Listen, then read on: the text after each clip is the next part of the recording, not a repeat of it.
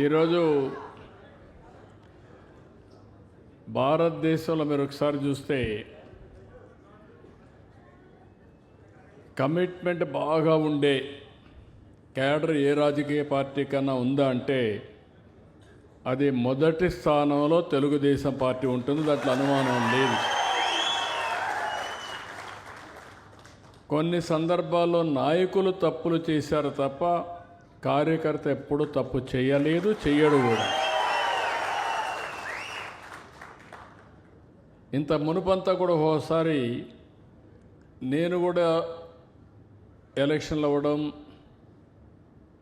ఏదో చేసేయాలి, రాష్ట్రానికి అన్యాయం జరిగిపోయిందని పరిగెత్తు మిమ్మల్ని సరిగా పలకరించకపోవడం, దాంతో మీరు కూడా మా నాయకుడు పట్టించుకోలేదు కాబట్టి బయట పోలేరు కానీ అలక మాత్రం పోతారు అనేక సందర్భాల్లో. ఇంకా మీరు అలిగే పరిస్థితి రాకూడదు. ఈ రాష్ట్రాన్ని ఈరోజు మనందరం గుర్తుపెట్టుకోవాల్సింది, 2004లో మనం ఓడిపోకపోతే హైదరాబాద్ తెలుగు జాతి ఎక్కడుండదో ఒకసారి ఊహించుకోండి మీరు. 2019లో మనం ఓడిపోకపోయి ఉంటే జరిగిన నష్టాన్ని ఈ పార్టీకి ఏ విధంగా పూడ్చేవాడో మనం గుర్తుపెట్టుకోవాలి.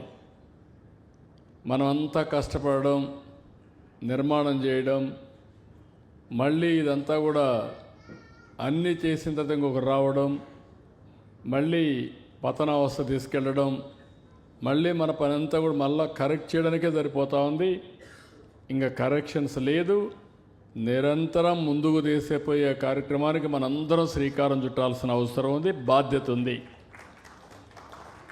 రెండోది ఆర్గనైజేషన్. ఏ పార్టీకి లేనటువంటి ఆర్గనైజేషన్ మనకుంది. ఇటీవల క్యూబ్స్ కూడా తీసుకొచ్చాం.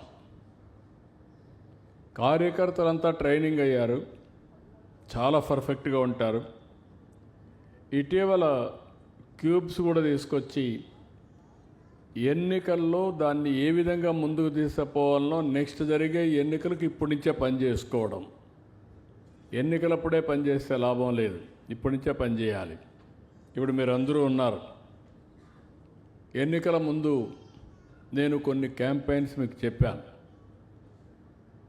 ఆ క్యాంపెయిన్స్ అని మీరు చూస్తే చాలా ఎఫెక్టివ్గా చేశారు. సూపర్ 6 ఇంటింటికి తీసుకుపోమంటే ఈరోజు ప్రతి ఒక్కరిలో చైతన్యం తీసుకొచ్చింది ఇక్కడుండే నాయకత్వమే. దాంట్లో ఏమాత్రం అనుమానం లేదు.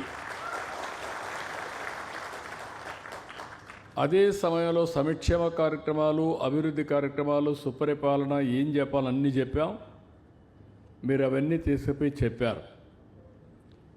ఇప్పుడు ఇక్కడికి వచ్చినప్పుడు మళ్ళీ పొలిటికల్ గవర్నెన్స్ అని నేను మాట్లాడుతున్నాను. ఎన్నికల్లో మీరు హామీలు ఇచ్చారు, నేను మీకు చెప్పాను, ఎలక్షన్ మేనిఫెస్టో ఇచ్చాం. ఇప్పుడు ఆ హామీల్ని నెరవేర్చే సందర్భంలో మళ్ళీ మీరే ముందుండాలి. ఈరోజు పెన్షన్ ఇస్తున్నాం.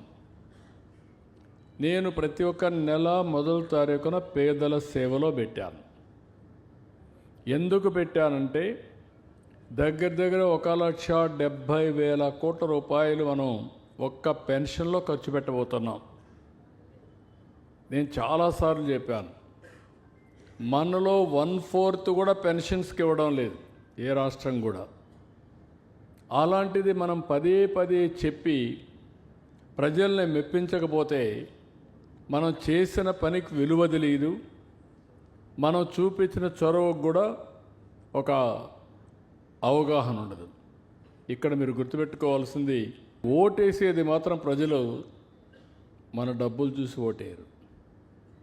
మొన్న కూడా మన డబ్బులు చూసి ఓటేసింటే అతనికి 11 వచ్చేటి కాదు.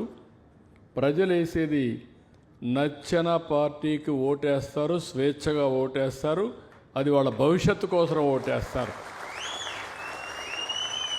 నిన్న నేను చెప్పాను, ప్రభుత్వం చేసే ప్రతి ఒక్క అభివృద్ధిలో మీరు భాగస్వాములు కావాలి, సంక్షేమంలో భాగస్వాములు కావాలి.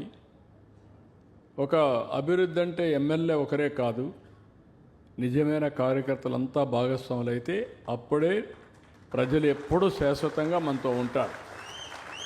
రెండోది, ఇక్కడికి వచ్చినప్పుడు రాజకీయాల్లో స్ట్రాటజీస్ చాలా ముఖ్యం.